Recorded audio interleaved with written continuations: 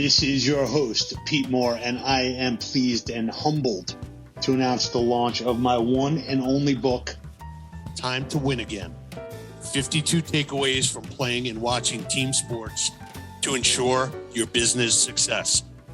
Those of you who know me personally, and anyone who listens to Halo Talks for any length of time, know that I am an avid sports fan and a big believer in the value of team sports.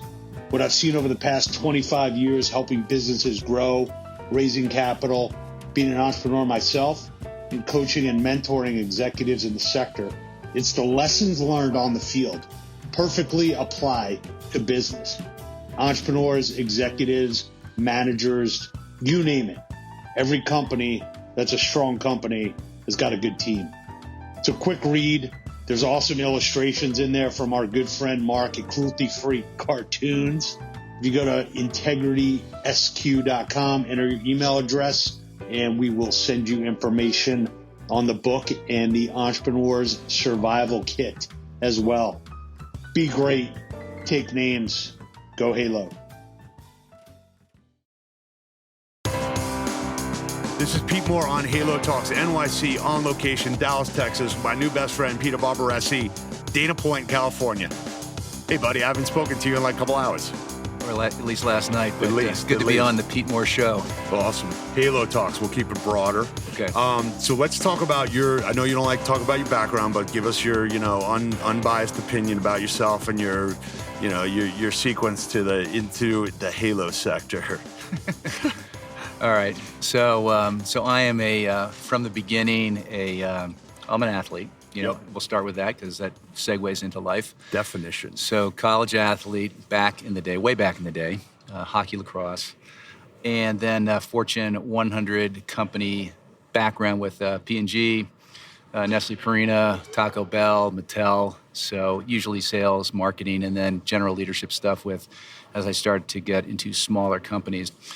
So kind of fast forward, and probably most relevant to this conversation and what I'm doing now is I've been operating companies in the health, wellness, fitness space, or Halo, as we like to refer to it as. Take your time. Okay.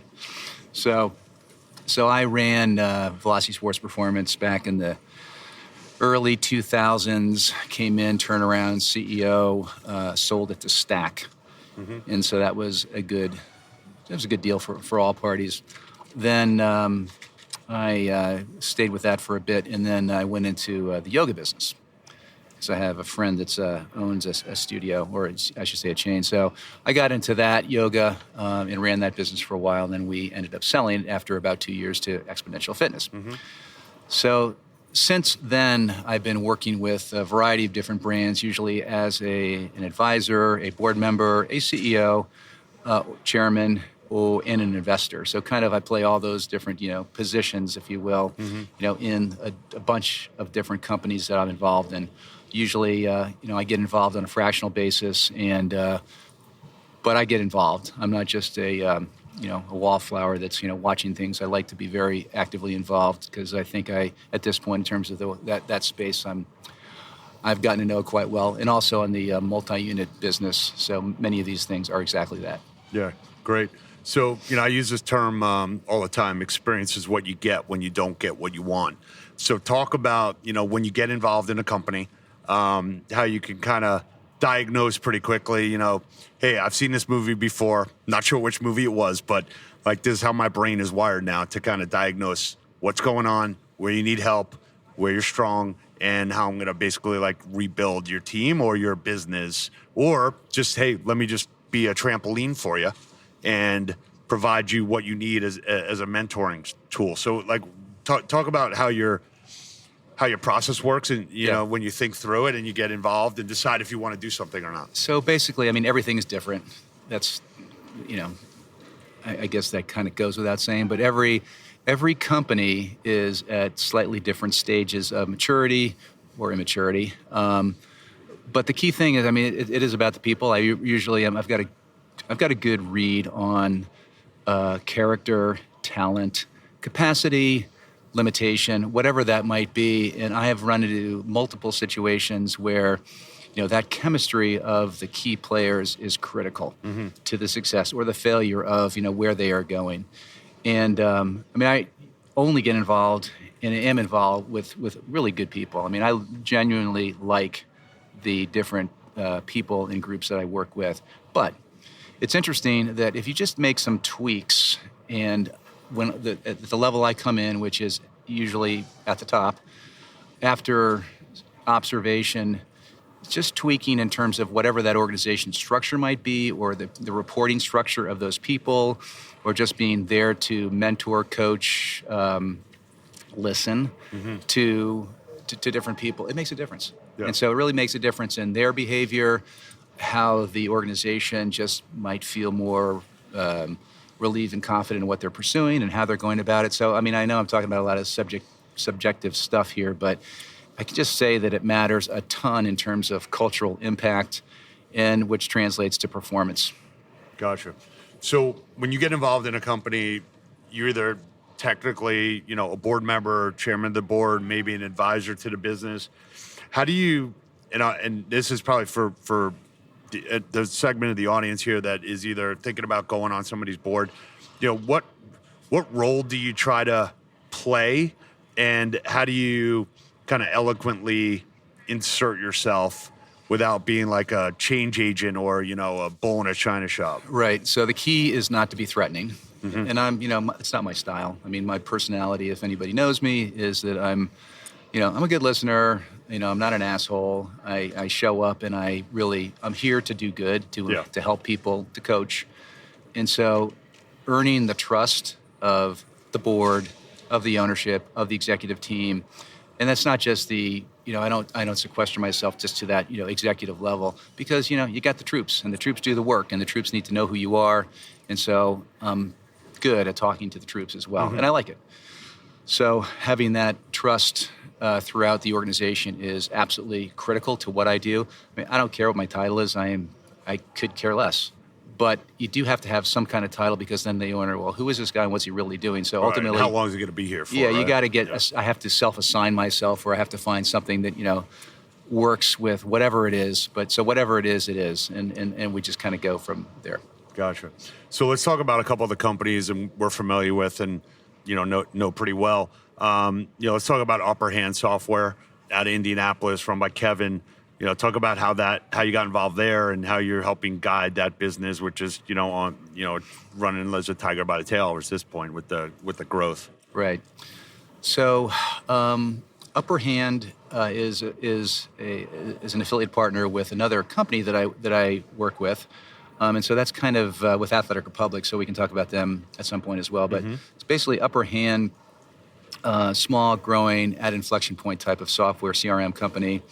And I was asked by the private equity group that owns them to come on board and work with Kevin, who's a super good guy, very smart, very charismatic CEO, but young, and he hasn't run a lot of companies, quite frankly, but very capable. So I am on board with them now, and I've been with them for several months, mostly working for the board, working for the private equity group, but working closely on a daily basis with Kevin, and less so, but somewhat so, the rest of his executive team. So I've been involved, not so much in the product. I'm not really a software expert at all, quite frankly, but I know structure, I know positioning of companies and brands, and really how to, and I know finance. So, all that stuff is part of the ongoing insight that I provide to that entire group. So that's how I got involved with that group, and there's a lot of exciting stuff going on with UpperHand. So, and with that company, there's obviously explosive growth going on in every segment of sports training, especially with kids. There seems to be new concepts coming up all the times, whether it's, batting cages with D-bat, or whether it's, like iterations of Top Golf. How do you kind of mine your network, whether it's from velocity, whether it's from yoga, to kind of, like you're, kind of, not in a bad way, but like, the guy who's got different arrows in his quiver, and he's like, hey, I got UpperHand for you. I've got Athletic Republic. I'm on the board of this company. I'm trying to you're like a business development guy at the same time, like you're the board member. Right. I thought you were going to say arrows in my back.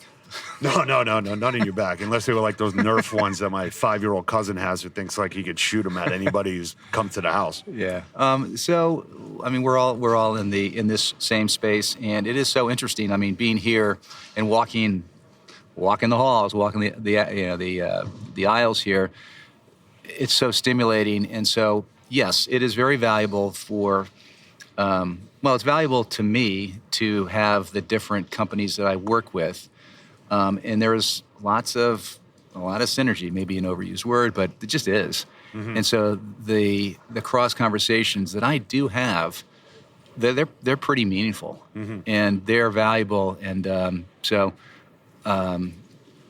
I mean, I think to your point, yeah, there's a lot of being part of and involved with so many different companies. To me, I see that there's a lot of ways that they complement each other. I want to take a minute and tell our audience about 2 awesome workout recovery products I've been using for the last 18 months from Higherdosecom, leader in infrared technology for athletes like all of us are. We're an investor in the company. That's not why I'm telling you this. I'm telling you this because it works. You got an infrared sauna blanket. I hop in there. I'll listen to some podcasts, burn 800 calories, get a mad detox.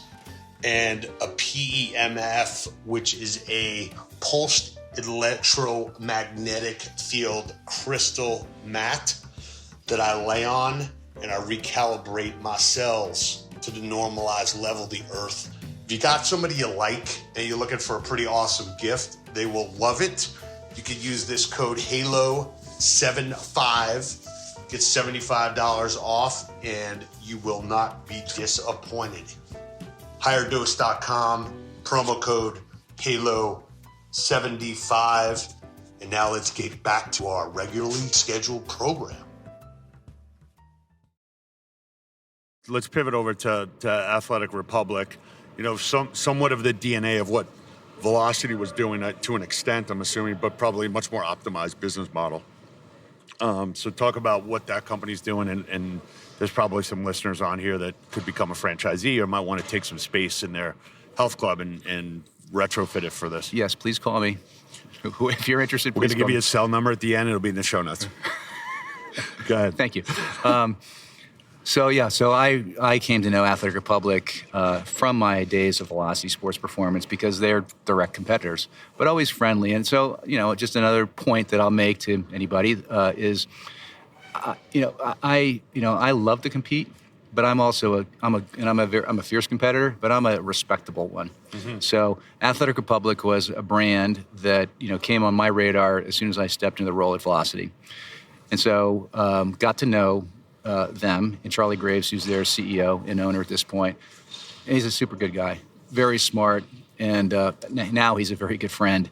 But so when I left Velocity, after I sold it, stayed with it, and left it, Charlie and I have always maintained good relations. And so that's when I came on board with Charlie, which was about 5 years ago at this mm-hmm. point. So I've stayed close to Charlie and his excellent team, management team, and work with them on a very close basis, weekly, daily basis on, stuff. And, maybe not every day, but I'm always accessible to, things that are going on, in that business. So, remind me of your question because I started to ramble there. Just taking, being able to take that experience and maybe some of the lessons from one business that was effectively a turnaround and that, you were able to sell after you turned it around mm-hmm. and saying, hey, look, I see where this is going. Let me tell you what didn't work and why. And it maybe times are different, but typically they're not. So, want to talk about like how you maybe help CEOs or companies kind of mm-hmm. stay on, if we were going bowling, for my 6-year-old niece's bowling, they put up the guardrails, right? So there'd be no gutter balls. So how do you think about what you bring to the table and kind of drawing on all these different experiences and interject and say, look, I did this. Let me tell you what happened. Right. So, yeah, I mean, life is that. It's, history does repeat itself, mm-hmm. and there are lessons to be learned that get applied, going forward. That's life. And so as it applies to, from Velocity to Athletic Republic, and then with my experience with Yoga 6, I mean, that's been massive. I mean, mm-hmm. I have, between running Yoga 6, as CEO, selling it to Exponential Fitness in 2018, and then being a franchisee and being part of the Exponential family has been, a significant experience, just understanding that the Expo playbook. The Expo playbook is A+.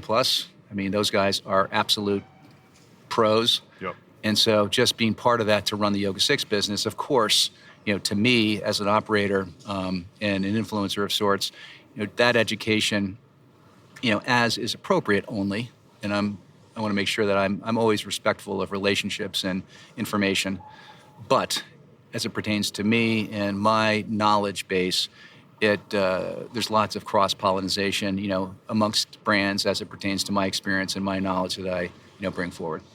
So just to kind of recap or encapsulate, someone on this call, someone listening here is going to say, hey, I'm taking on this board position, and they said, Peter, give me the top 3 things I should do right when I, get in my first board meeting. What should I ask for before I even join this board? Well, I would say, first of all, it's really listening, learning is, always step one. But in terms of before joining a board, I would, you got to see the numbers. Yeah. So sorry, but the numbers are, and the structure of those numbers. And once you have the ability to assess them intelligently and thoroughly, then I think, understanding the position and the health of the company is, then you understand kind of what you're walking into. Then it's the people.